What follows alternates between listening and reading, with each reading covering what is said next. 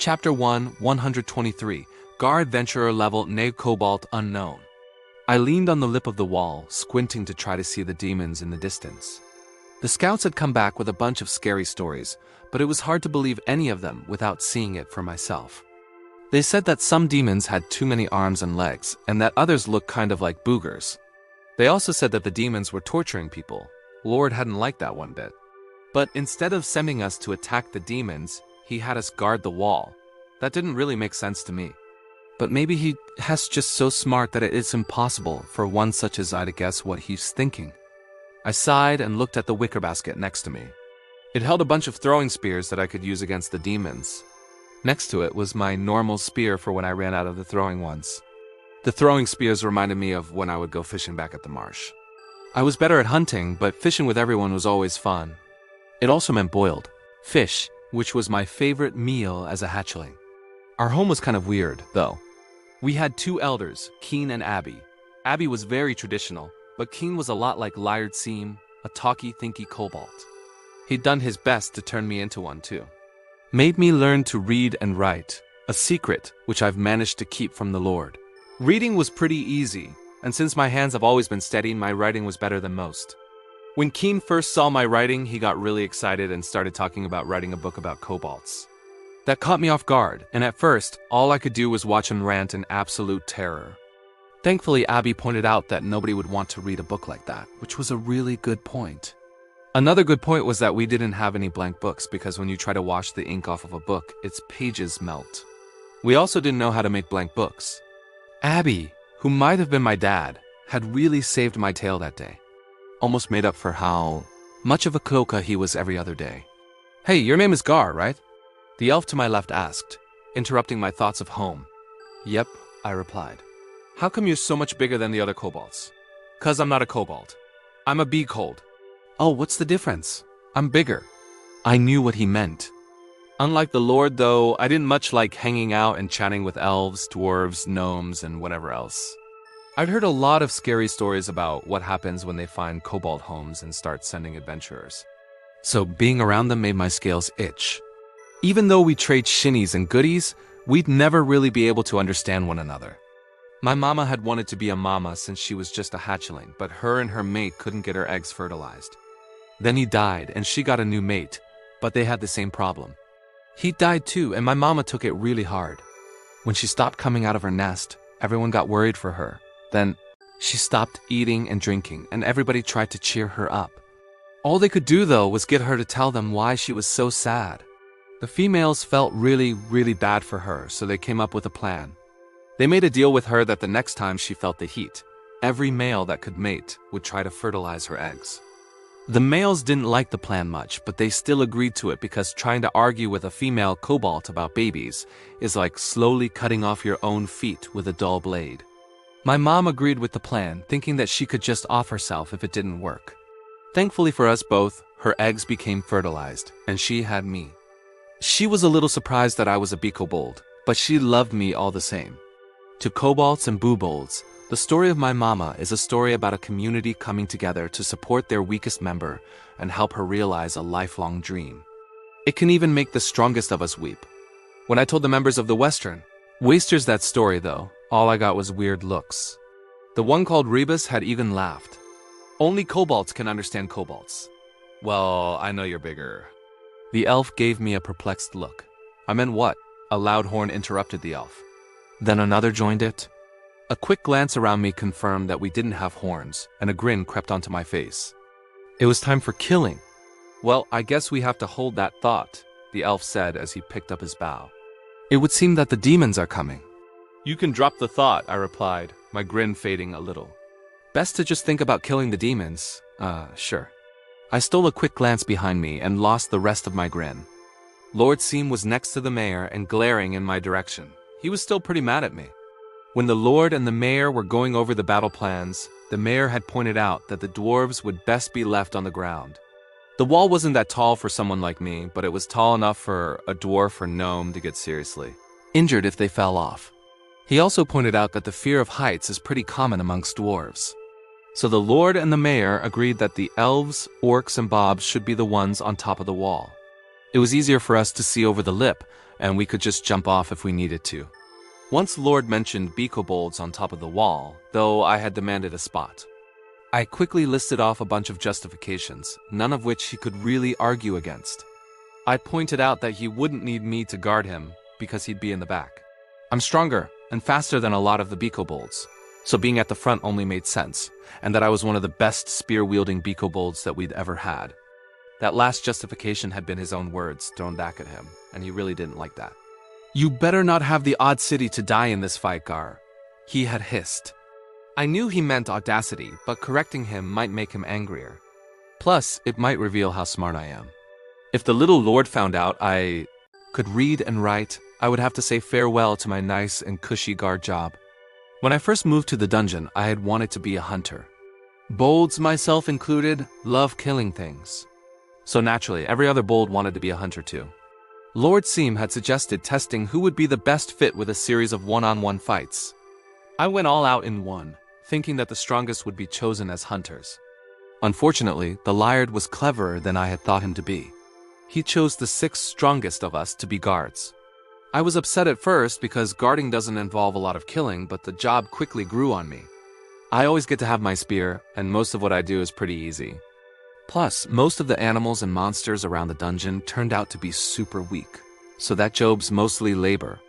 But I don't gotta do hard labor, and I don't really gotta think either. It's wonderful. But if the little lord knew how smart I was, that would change. He'd rather have a writer than a warrior. He might even buy a blank book and actually make me write a book for him. I shuddered at the thought of such a terrible fate as the demons finally came into view. "Don't be nervous," the elf said. "They may look pretty disgusting, but they die just like everybody else." I looked at the elf with exasperation.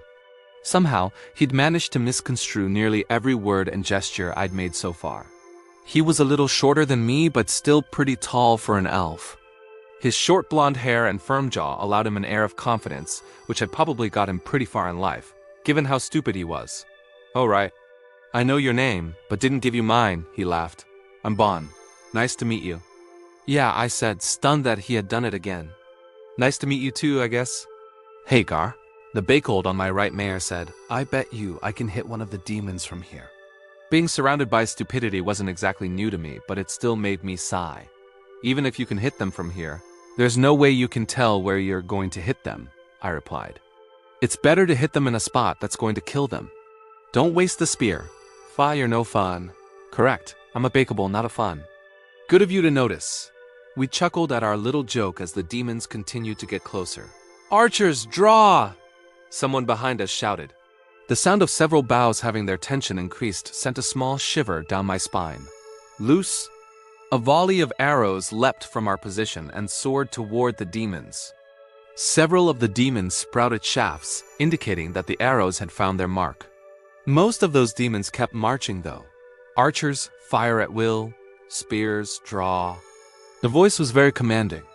Definitely not the Lee Lord, who didn't really like to shout. As I picked up a spear, I glanced behind me to see who was giving the orders. To my surprise, it was the little dwarven mayor. "Huh," I said to myself as I readied my aim. "How is little body make?" "Such a big voice?" Mayor asked. "Don't know." "Maybe dwarves are weird." "Throw," the mayor shouted. I threw my spear and watched as it sailed toward the horde of demons.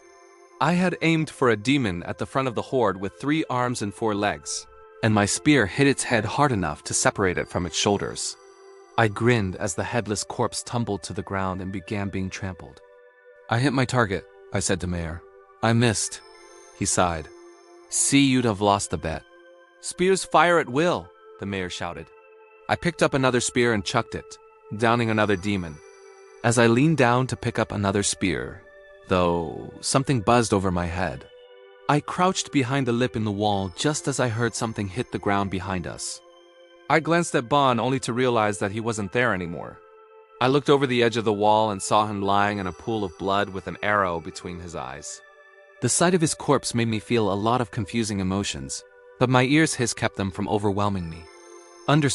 "Have arrows," he said, yanking one out of his left shoulder. "Yeah," I replied hesitantly, then shook off the shock. "Well, whatever." "Still gotta kill him." "Yep." I popped up and threw my spear as quickly as I could, then ducked back down. Then I grabbed another spear and took a step to my left. As I popped up to throw the new spear, an arrow flew through the air I had been standing in. Mayor watched me and followed my example. We threw spear after spear, but the demons continued to get closer and closer. Then they suddenly began sprinting toward us. They slammed into the wall and began to clamber onto one another. Oh, so that's why they didn't bring ladders. I chuckled as I grabbed my full spear. Careful, Meyer warned, grabbing his own spear. They still got the soft gurgle that interrupted him, and the thudding sound of a body landing next to me should have been enough to figure out what happened, but I couldn't help but look. Sure enough, Meyer was laying on the wall next to me with an arrow stuck straight through his throat. He wasn't quite dead, but it was inevitable. His hands were by his sides instead of gripping the arrow in his neck, which meant that he probably couldn't move them. The only thing he could move was his eyes, and I couldn't tell if they were asking me to try to help him or to finish him off. With a shout of anger and frustration, I chose neither of those stupid options and instead turned my attention back to the demons. My spear went to work, stabbing their poorly constructed bodies and disrupting their attempts to climb. I began to move left and right to cover the spots left vacant by Mar and Bond, stepping over May to do so. There were too many demons, though, and before long I was fighting them on top of the wall. The fun of the fight drove the sadness of Merer's death and my uncertain feelings about Balan's death to the back of my mind. Fall back. I grabbed a few of the throwing spears and leapt from the wall. Once I got my footing, I threw the spears into the demons. One of them leapt after me, but I caught him with my big spear. Gar, over here. I pulled my spear out of the demon and looked over my shoulder. Liard Siamese and a group of kobolds were fighting off a group of demons. I looked around to get my bearings and realized that the wall had been overrun in multiple areas. I ran to the Lil Lord and used my spear to force the demons to give him space. Seem didn't look as tired as I expected him to, though. He looked scrappy and happy, as Abby would say. It finally clicked that Lord Seem was a lot younger than me. It was hard to tell day by day because of how much his role weighed on him. But once he shed the weight of that role, it was easy to see just how young he was. He must have just reached fertilization age. I jabbed at a demon to keep it at bay, and Seem sprinted beneath my spear to stab the demon in the gut. He wrenched his blade free with a flourish and leapt back to safety. The demon fell to the ground, and my jaw nearly followed. "Where'd you learn that?" I asked. "What you mean? That's just had a sword," he replied. "Stab that one." I stabbed the demon he indicated, and he finished it off. It worked pretty well, so we did it again and again and again. The other kobolds and boobolds were having their own little skirmishes around us, but holding their own well enough that we could ignore them. Then a massive crash shook the ground beneath our feet. The gate had been nailed shut to make it harder for the demons to get into the town, but it had finally given way. The sound made the demons shrink back from us, and we took full advantage of that to get some more kills. Then the demons did something weird. "They're pulling back," I panted. "Nah, there's reform in their ranks." Lord Seam sighed. "Mayor said they might do that. Switch to spears if you can." There was no shortage of weapons laying on the cobbled pavement. C and several other kobolds quickly grabbed some spears, but mine was holding up pretty well. So instead of replacing my spear, I just picked up a throwing spear. Then I watched as the demons form a line, then split down the middle. A moment later, a demon dressed in fancy armor stepped through the gap. "If you surrender, you will not be killed," the fancy pants demon shouted. "Yeah, you'll be tortured instead." Someone else shouted back. The demon in armor laughed a bit. The other demons didn't. "True, but which is worse, really?" the demon asked. "For a mortal, death is a finality that one can never hope to overcome. But torture, that's just pain. You feel pain nearly every day that you are alive. Your pain accompanies you throughout all of your daily activities, does it not? And what do? You overcome it. You find ways to alleviate that pain." The demon stepped forward, a deadly-looking sword held in his right hand. "We will offer you alleviation from the pains that we inflict. Breaking your minds does us no good after all. If you surrender, you will suffer. Yes, but there's a chance that you're able to withstand all of the glorious pain that we give you. There's also a chance that you may prove yourself useful enough to serve us in ways that don't involve pain. We won't even have to destroy your homes. So there is even a chance that you'll be rescued by others of your ilk, then free to return to the lives you've grown accustomed to." "Don't listen to him," someone shouted. "But there's no chance of any of that if you're dead," the demon shouted in response. The smart thing to do would be to serve. I threw the spear before he could finish spouting his poisonous words. Kobolds don't do smart things, I shouted. The spear was aimed at his throat, but he caught it with his left hand and crushed the handle. Oh shit, I whispered. Fine, the demon said, turning away from us. Kill the kobolds and any else who try to fight you. I felt a bit of relief because it was obvious that this demon was a lot stronger than the others. There were still many of them, but if we could kill enough of them, they might run away. But if that demon got involved, we would probably die. Kill us yourself, coward lord, Seam shouted. The demon stopped, held up his hand, and turned back to us. I didn't say that we do stupid things, lord, I muttered. Shut up, he replied as the demon began to approach us. I stepped between Seam and the demon and drove my spear forward. In a flash, my spearhead was missing. I stepped back in shock, then growled and swung my new stick at his head. Instead of hitting him, though, he hit me. I barely registered that I'd been sent flying before everything started getting dark. Hitting the ground woke me back up a bit, and I struggled to get to my feet. But all I could do was lift myself up with my arms. The head of one of the other kobolds landed in front of me, and I frantically tried to see what was happening with Sumeth. The demon was preparing to cut him down. Lord, I shouted. Then, the biggest orc I've ever seen got between them and blocked the demon's swing.